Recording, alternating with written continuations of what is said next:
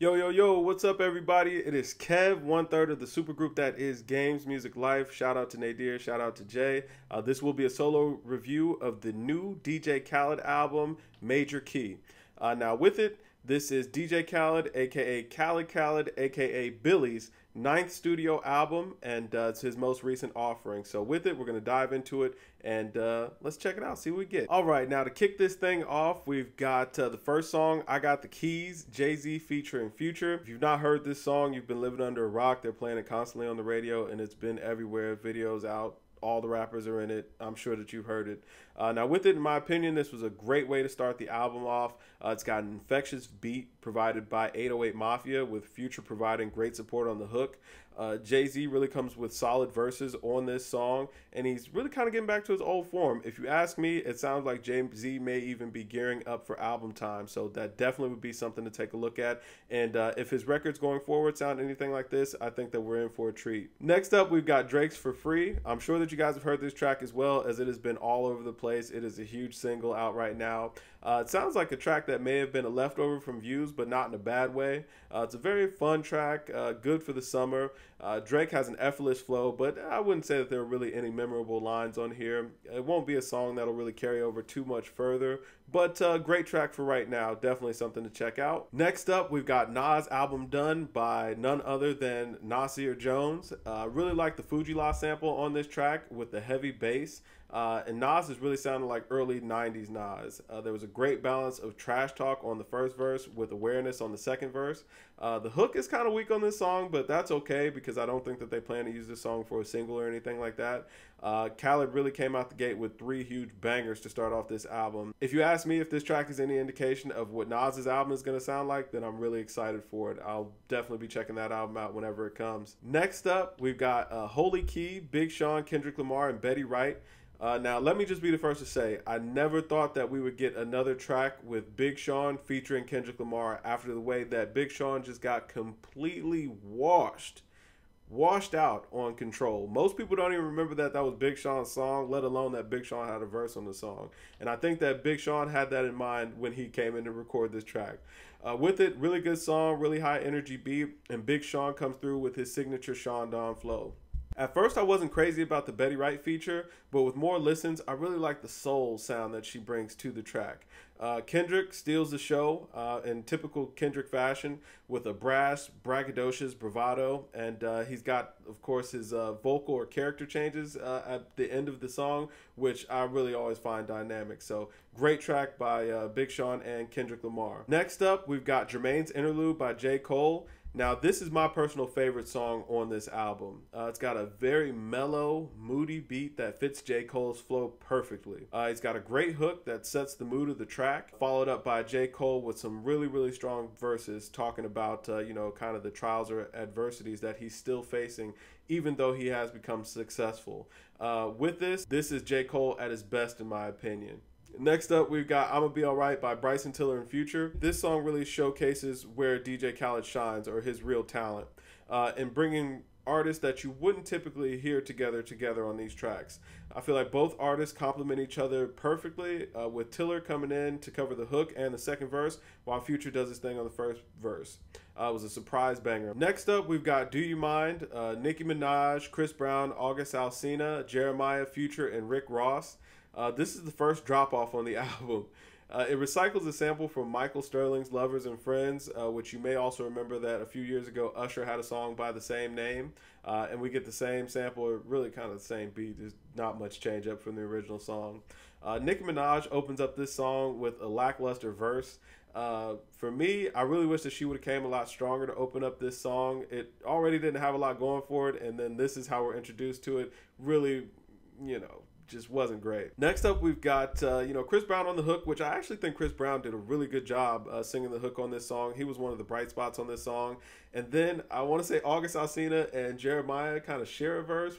I want to say August goes first and Jeremiah goes second. It's hard to tell why you would feature 3 R&B singers, 3 male R&B singers on the same song. nobody knows, but hey, it's mind the DJ Khaled, things work however they work. Future comes in, he's got a forgettable verse, but to me that was really because Rick Ross came in with a strong verse to breathe some fresh air back into this song. And then to close it out, we've got Nicki Minaj singing out the end with some really weak vocals.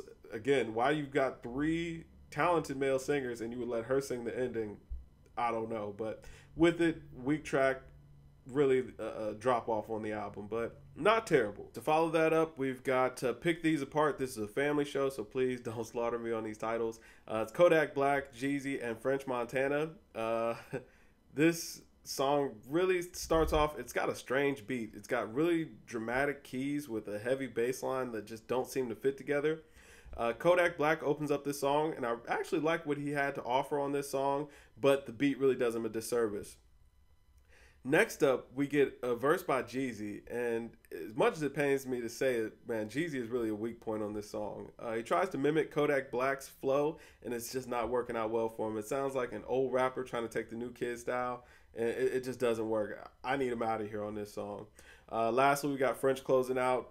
He actually does a solid job on his verse, but overall this song is so awkward that it really doesn't even matter. I was just ready for it to be over. And then we follow that up with F Up the Club. This is a song with Future, Rick Ross, YG, and Yo Gotti. I actually really like this song. Future starts off with a simple hook that his auto-tune voice fits perfectly over a sinister beat. It felt like everyone on this song made the other rappers better. Ross starts off with a very strong verse, talking his typical boss talk, and then he's followed by an excellent verse by YG. YG kind of steps outside of his pocket and comes with a high energy flow, and it really works well for him. I would like to hear that from him, going forward even. Next up, we've got Work For It by Big Sean, Gucci Mane, and 2 Chainz. It's a great beat provided by Metro Boomin with a few subtle switch-ups in it, and I feel like it actually really complements the rapper styles really well. Big Sean's verse starts off a bit uninspired, but it picks up towards the end of the verse.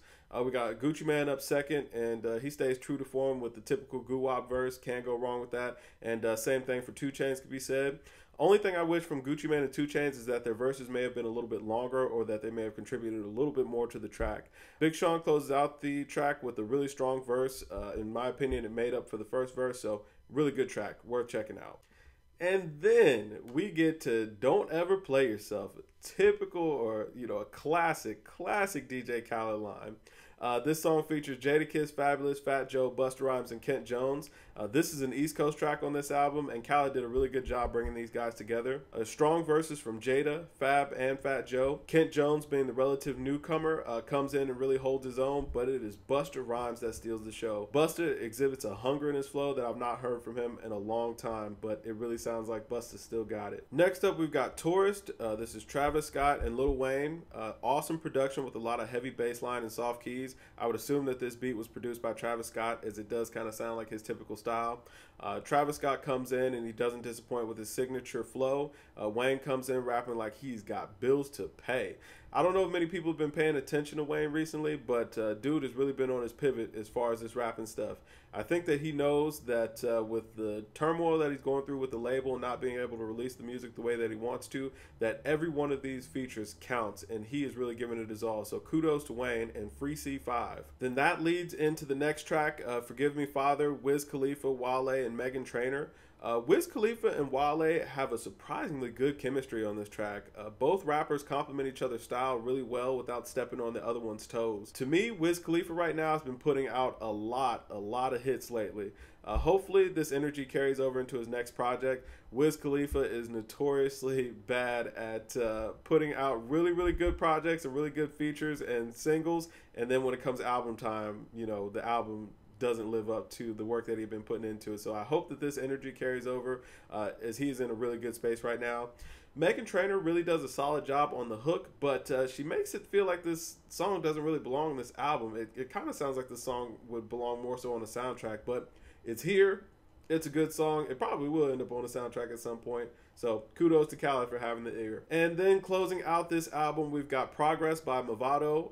DJ Khaled shows his love for reggae by adding this track on there. It actually flows really well, even though it is different stylistically and as far as genre goes as the rest of the album goes. The only thing that was a little bit weird is if you've got the album on repeat, then you follow into I Got the Keys, and it's a little bit jarring. But other than that, really good. All in all, I would say that this was a really solid project by DJ Khaled. He did a great job of staying out of his own way. As a DJ, that is one of the hardest things to do because you are always inclined to add your drop or just do a bunch of screaming and stuff like that. And listeners don't want to hear that. And I feel like DJ Khaled did a good job of not doing that on this album. Overall, I rated this album out at an 88. Definitely worth a listen. Got a lot of summer anthems on there. If you've listened to this album, leave a comment below. Let me know what you were thinking. I want to give a shout out to Jay. Shout out to Nadir one more time for letting me take this boy up on a solo. This is Games Music Life. It's your boy Kev. Thank you for rocking with me. Drink more water. Peace.